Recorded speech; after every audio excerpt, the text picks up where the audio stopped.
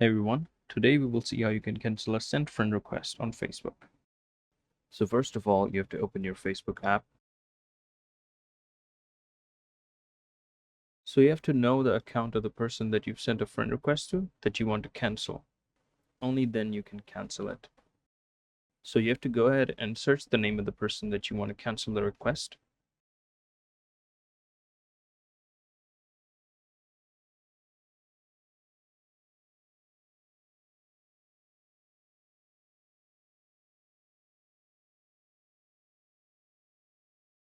Now, as soon as you're on their account, you will see a few options. You will see the option to message them, you will see their profile picture and their cover photo, their name, and then you will also see a cancel request option right under their profile picture.